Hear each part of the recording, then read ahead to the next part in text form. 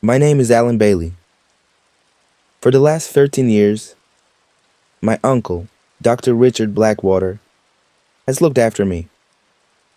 This happened because my mom and dad were killed by a drunk driver in 2007. My uncle was my mom's brother, and he was the only family I had left. My uncle Richard was very smart. He knew a lot about physics, how things work, and theology, the study of God. I never really believed in a God in the sky watching us, but my uncle always did. Well, maybe not just believed. He was always searching for something spiritual. His biggest goal in life was to find God. That's why I'm telling this story now, because of what he found. I'm very sorry for what I'm about to share. I've kept this secret for 4 years, and I can't hide it anymore. You all need to know the truth. It all started last spring. My uncle was a professor at Ohio University. He asked me to be his personal assistant. This was strange, because I wasn't very interested in his work.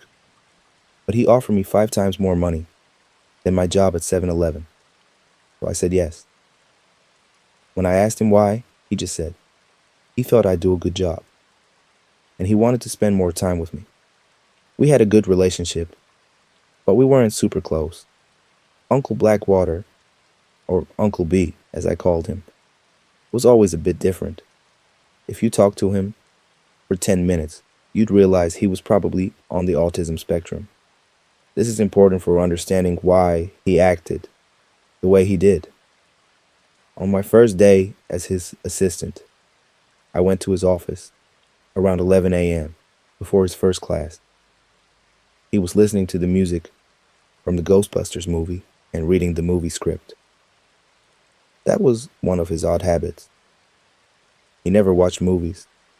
He just listened to their music and read the scripts.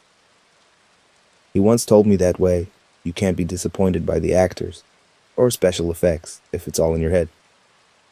"Hey, Uncle B," I said. Alan." He smiled. "Are you ready for your big day?" "I guess so."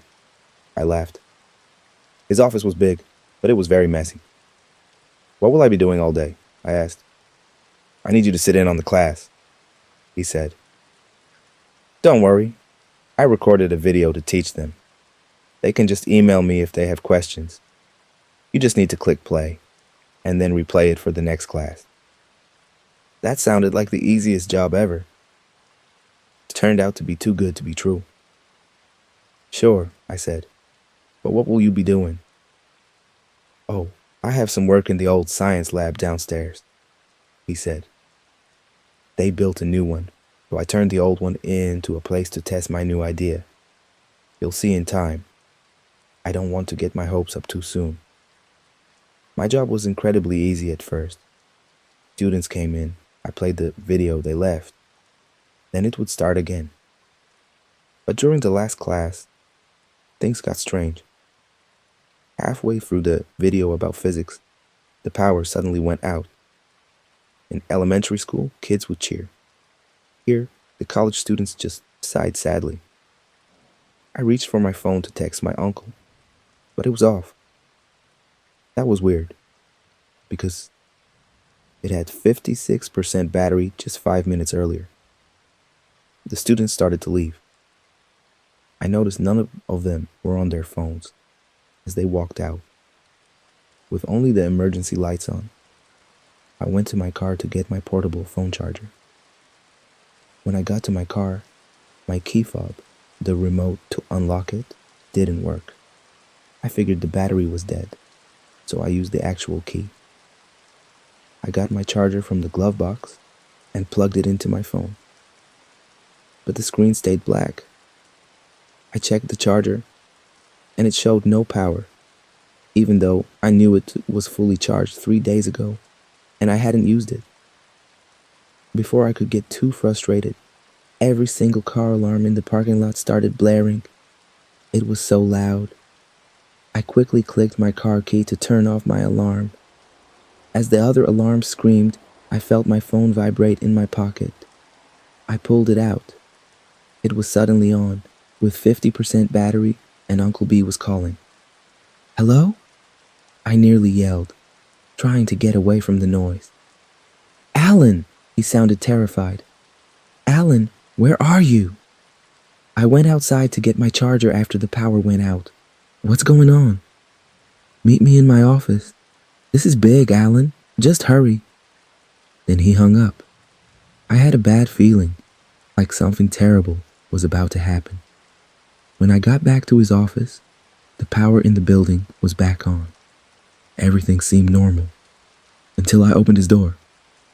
Uncle B was hunched over his desk, trembling. I had never seen him this upset, not even at my mother's funeral.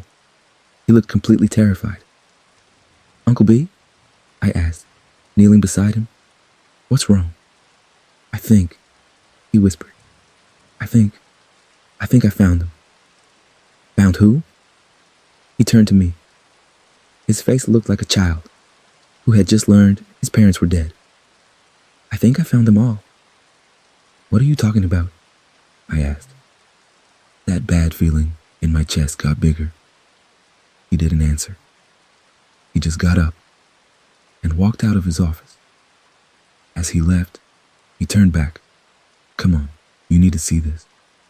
I have to make sure I'm not going crazy. A small voice in my head screamed at me to run away from there as fast as I could. But I didn't listen. I was too curious. So I made the biggest mistake of my life. I got up and followed him. The hallway to the old science lab downstairs was damp and felt like it hadn't been cleaned in years. The lab door was wrapped in chains with a lock. Uncle B's hand was shaking as he put the key in the lock. The chains clanked loudly as the door opened. The inside of the lab didn't look like a college lab. It looked more like a mad scientist's laboratory from an old sci-fi movie. There were 4 large Tesla coils in the middle of the room, and machines with colorful, blinking lights lined the walls. What is all this? I asked, stunned. Is this all for your new idea? This is my life's work, Alan, he said. He sat in front of a large computer screen with 2 keyboards. This is the telescope to see the beyond. What do you mean? He turned in his chair to face me. Where do you think God exists? I know you don't believe. But if you did, where would God be? If there was an all-powerful God, I said, I doubt he'd be here. We have all these telescopes, and there's no sign of some bearded guy on a cloud. Exactly, he said, surprising me. If the creator of the universe exists, he wouldn't exist here. He'd be outside his own creation. Think about it. If you were to create a fish tank, you wouldn't live in the fish tank. You would watch it from outside. What are you getting at? I asked, a little curious now. What I'm getting at is that if God exists, and if we humans have a soul that leaves our body when we die, and if souls go somewhere, it's not here. It's beyond. Then what did you mean when you said you found them? That question made him look terrified again. Because I think. No, I'm certain that I found it. Found him. Found the beyond. Beyond? You mean beyond the universe? Sorry, but how is that even possible? He pointed at the Tesla coils. You see, I've found a special kind of energy wave that's everywhere. It's what lets electricity move. It's what makes gravity work. It's like the hidden driving force of the universe. I think you're losing me, I said. He tried to explain. Let's go back to the fish tank idea. Once it's built, it needs electricity to power the water filter. That's basically what I think I found.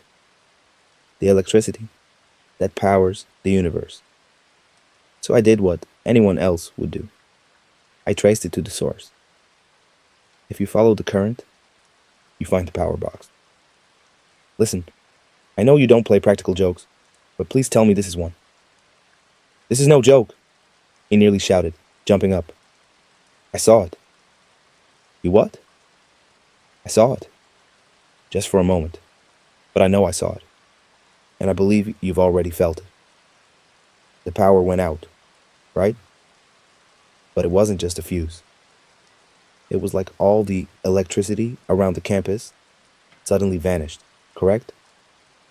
What he was saying made that lump in my chest feel like a football. I used up the local energy to break through to the other side. He continued, but now that I have backup systems, we should be able to look for much longer and actually figure out what's beyond. But that's why I need you, Alan.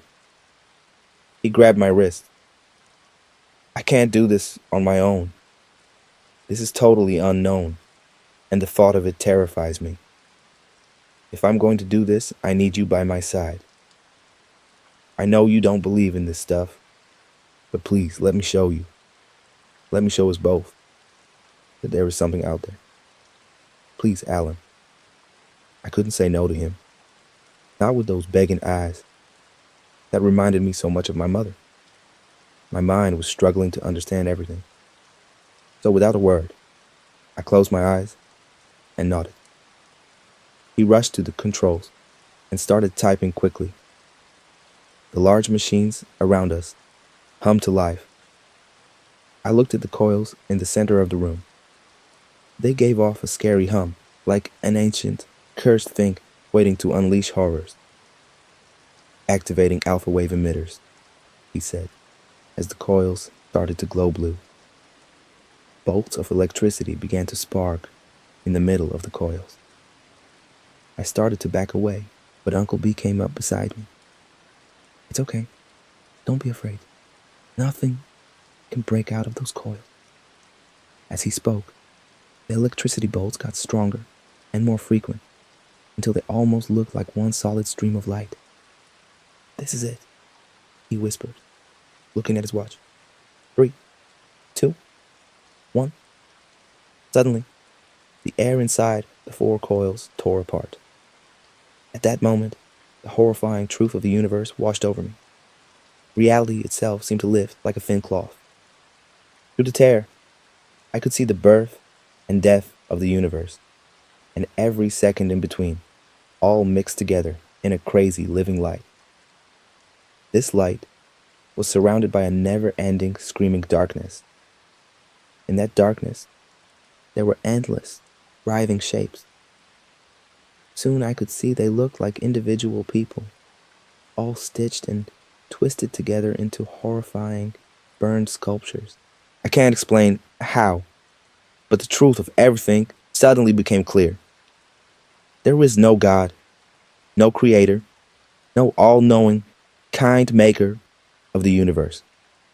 There was just an unending black sea of nothingness, holding a reality that shouldn't exist. The energy my uncle found didn't come from a creator. It came from the fact that creation itself was a mistake, something that went against the nothingness. The universe was never meant to be. Time and space were all mistakes that went against the nature of the nothingness that existed forever before. And worst of all, there was no explanation for it. No great power set things in motion. It was all just a freak accident that nothing understood. Reality itself seemed to scream because it shouldn't exist. The black void screamed against the reality it held. There was no reason for anything. It was just complete chaos. And those nightmare collections of bodies squirming in the darkness, those were the souls of the dead. They too were a terrible mistake, wrong for both creation and non-existence. They were in endless, horrible pain. Billions of them cried out to gods that never existed, trying to end their suffering, which would go on until time itself had no meaning.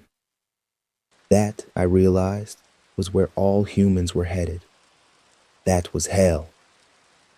I could vaguely hear my uncle screaming No, no, no, this can't be it. No exclamation mark. I couldn't stop him from reaching out to knock the coils down. My body was frozen. He grabbed the nearest coil. The tear instantly closed. Bolts of electricity shot out and struck him. The coil itself burned red hot, turning his hands into black, charred bits. It was all over in seconds. Then the entire room went dark as the machines died.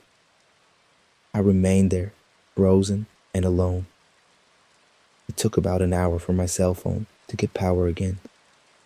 After calling for help, I sat in the corner, trying to understand what I had seen. Uncle B lay on the floor of the lab, smoke rising from his body. It's been 4 years since that day. I've tried my best to recover mentally, as much as anyone could after seeing that. But the truth about where my mother, father, and my uncle, along with the rest of humanity, will end up, it's still in the back of my mind, like a cancer. H.P. Lovecraft once said that the oldest and strongest kind of fear is the fear of the unknown. I have to disagree with him, because I'm not scared of the unknown. I'm terrified of the beyond.